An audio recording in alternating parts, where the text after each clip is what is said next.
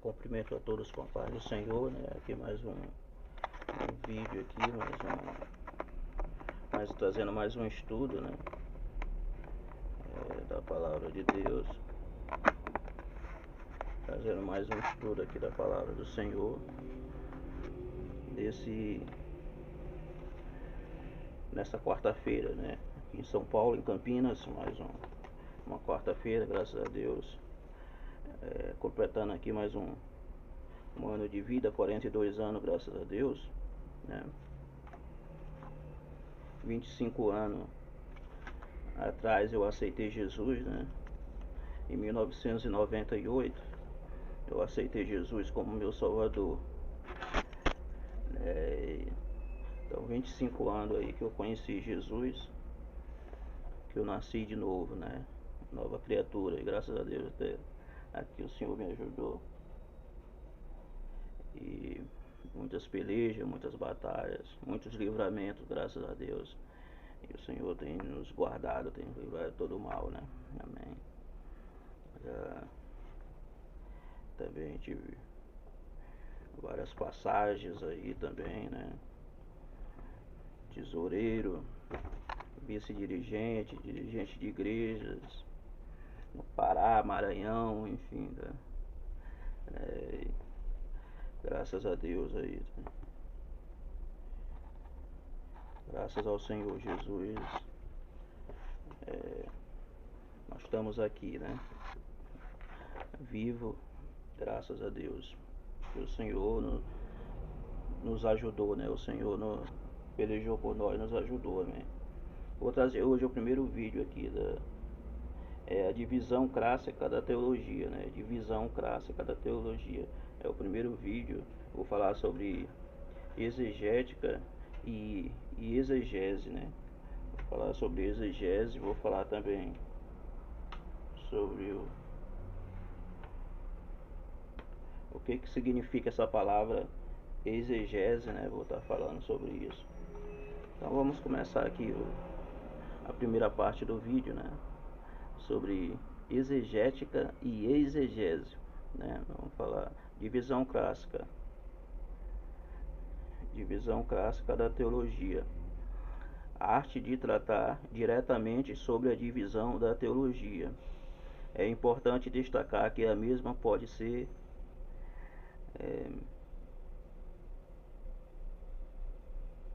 catalogada de diversas maneiras, né? Charles Hillen aponta 3 tipos de teologia. Primeiro, por época, né? Por exemplo, teologia patrística, né? Né? Teologia medieval, teologia reformada e teologia contemporânea. Segundo, por ponto de vista, por exemplo, teologia arminiana, defendida por Armínio, teologia calvinista, defendida por João Calvino, e teologia bastiana, né? Bastiana, defendida por Karl Barth, né? E teologia da libertação e etc. Em terceiro, por ênfase, teologia por ênfase, né? Por exemplo, teologia histórica, teologia bíblica, teologia sistemática, teologia apologética e teologia exegética e etc, né? Então essa teologia por ênfase é uma teologia boa, né? Teologia por exemplo, teologia histórica, teologia bíblica, teologia sistemática, teologia apologética e teologia exegética e etc, né? E etc, quer dizer que tem mais. E a divisão clássica da teologia geralmente tem como base o tipo de teologia por ênfase,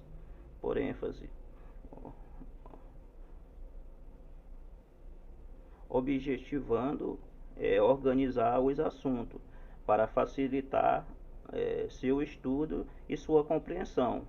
Então a teologia clássica é uma teologia por ênfase, é uma boa teologia. Por quê? Porque ela é organizada, os assuntos, ela facilita a compreensão e etc. Né? Basicamente, numa perspectiva clássica, e a teologia divide-se em 5 partes, né? Teologia exegética, teologia histórica, teologia dogmática e teologia bíblica e teologia sistemática, né? E é possível encontrar outros autores diferentes, né? De visões e fato que não invalida, né? o, o posicionamento, né, clássico, né? Apenas divide a teologia nas diversas perspectivas, né? Ela pode ser observada, né? Beauma, né? Observa o ponto de vista clássico. A teologia é classificada de seguintes maneiras. Teologia classificada de seguintes maneiras, né? Primeiro, a teologia exegética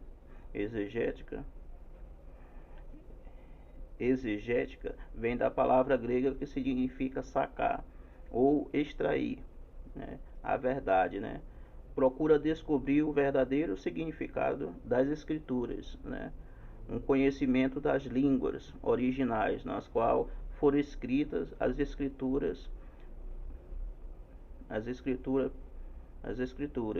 né? Pertence a este departamento da teologia. Segundo, a teologia histórica traça a história do desenvolvimento da interpretação doutrinária e envolve o estudo da história da igreja, né? O estudo da história da igreja.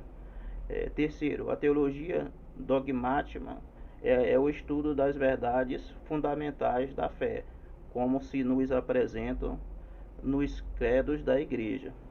4. A teologia bíblica traça o progresso da verdade através dos diversos livros da Bíblia, né? E descreve a maneira de cada escritor apresentar as doutrinas importantes. Por exemplo, segundo este método,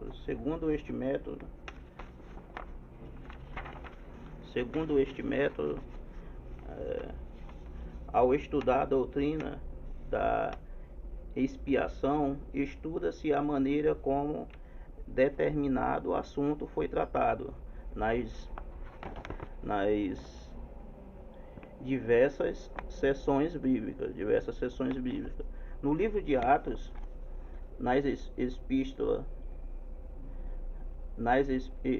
epístolas e no Apocalipse, ou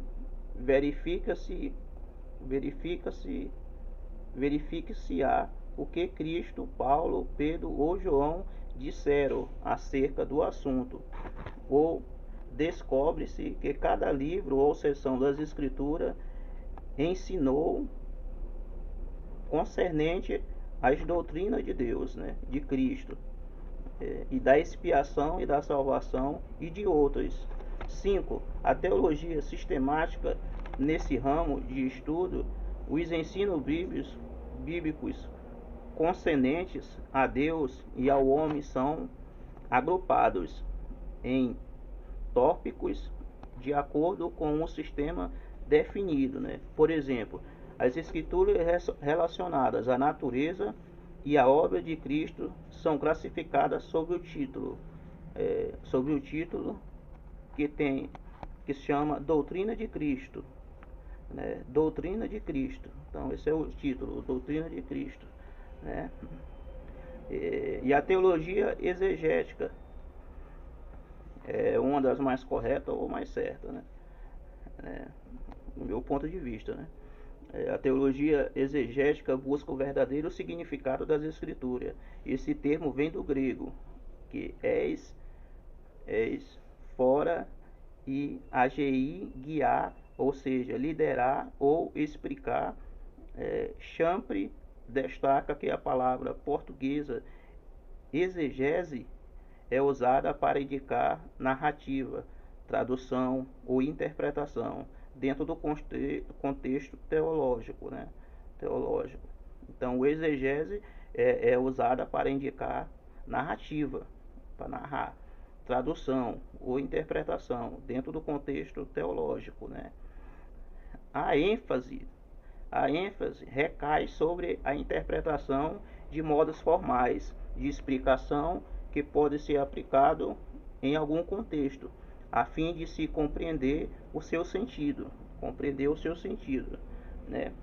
Na linguagem técnica, a exegese aponta para a interpretação de alguma passagem literária específica, ao mesmo tempo que os princípios gerais aplicados em tais interpretações são chamados de hermenêutica, né? Hermenêutica. Aqui está o perigo, né? Ao contrário de exegese, né? Ao contrário de exegese, é a exegese, né? O que é exegese, né? Sobre o exegese, Champ diz que esse termo significa ler no texto aquilo que alguém quer encontrar ali, Aí está o perigo, né? A pessoa lê o texto, ele leu aquele texto e aquilo que alguém quer encontrar ali, ou seja, é que a própria pessoa quer que esteja ali no texto, mas que na verdade não está no texto. É que a pessoa inventa, inventa as coisas que não está no texto bíblico. Tipo um adivinhador, ela quer adivinhar as coisas, né? Então esse é o perigo da exegese, pessoas, pregador que quer inventar o texto, que quer encontrar uma coisa ali que não está. Tem uma coisa ali que não está ali, não está escrito ali. Então aí que está o perigo, né? A Bíblia diz que aquele que aumentar e diminuir será cobrado, né? Então, vamos ver mais. Mas que na realidade não se encontra no mesmo, quer dizer que não se encontra ali aquela coisa, né? Então você pegar um texto ali e inventar uma coisa que não está ali, que aquilo não quer dizer aquela coisa. Por isso que você deve ver geralmente o título da mensagem, o título, o tema do assunto, do capítulo todo ali, para você poder falar, né? Para não se complicar depois. Ou então significa distorcer um texto para adaptá-lo às suas próprias ideias, ou interprete, né?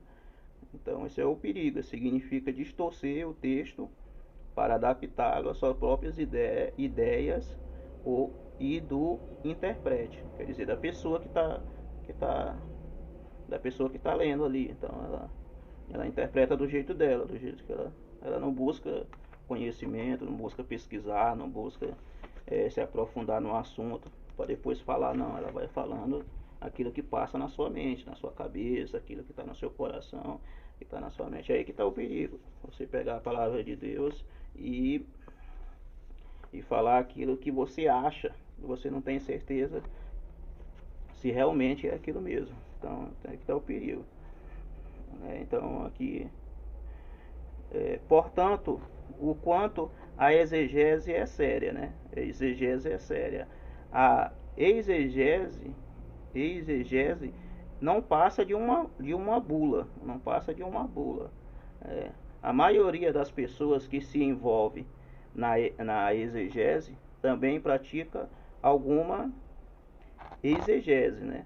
Também aplica alguma exegese. De acordo com Arrantes, a interpretação não é uma atividade tão completa. A interpretação, quer dizer, a interpretação não é tão completa. A maior parte da escritura é, na verdade, de fácil entendimento. Ninguém precisa ser versado nos originais para compreender o seu propósito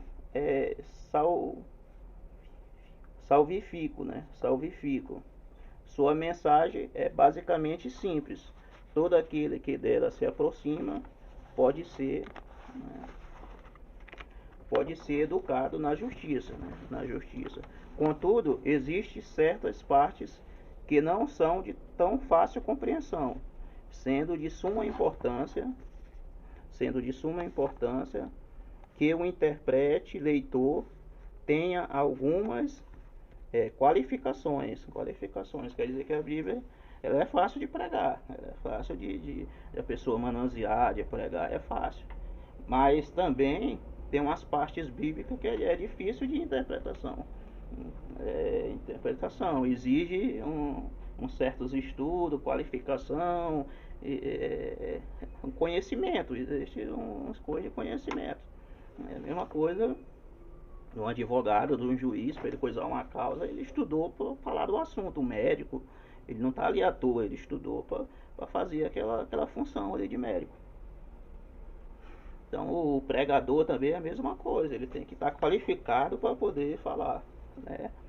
Então tem parte bíblica que para você pregar sobre isso, falar, você tem que ter uma certa qualificação, tem que ter um estudo, tem que pesquisar, tem que procurar fonte de conhecimento, tem que se qualificar naquilo. Então todo profissional, um pedreiro, se o cara não sabe, o pedreiro ele faz casa, constrói prédio, constrói coisa, um engenheiro, porque ele estudou, ele sabe, né? Se der para uma pessoa que não sabe ali, vai fazer a casa vai cair. Vai cair, então tem que saber. Então assim, a mesma coisa é as coisas de Deus, é a palavra de Deus. Se você não souber, você pode se atrapalhar, né? Então tem certas partes bíblicas que você tem que não é tão fácil assim, né? Tem que ter uma compreensão e cena de suma importância que o interprete, né? Interprete, leitor tenha algumas qualificações, então é necessário ter algumas qualificações para pregar determinados assuntos bíblicos. Eu já vi pessoas dizer que Paulo era um dos 12 discípulos de Jesus, dos apóstolos, né? Nada disso. Paulo se converteu depois, muito depois. Jesus já tinha ressuscitado, né? Então, quem ficou foi Matias ali no lugar de Judas. Então, Paulo não fez parte dos discípulos de Jesus ali, porque Paulo se converteu depois. Inclusive, ele estava na morte de Estevão. Ele ajudou a matar Estevão, né? Então, Jesus já tinha ressuscitado e já estava no céu fazia tempo. Então, eu vi gente dizer que Amós andava com a Bíblia debaixo do braço. Nessa época não existia Bíblia, na época de Amós. Então, são coisas simples, mas que se você não tiver um conhecimento bíblico, acaba falando coisas que não convém em cima do altar, acaba falando palavras até mesmo que não existe, né, e que não tem na Bíblia e que pode estar até aumentando ou diminuindo alguma coisa ali. Então é necessário sim uma qualificação, né? Não digo que você tem que ter um curso, mas pelo menos ter um básico ali, amém? Agradeço a oportunidade em nome de Jesus. Esse é o primeiro vídeo falando sobre esse assunto de exegese e exegética, né? Depois eu estarei falando mais aí, amém? Agradeço a oportunidade em nome de Jesus.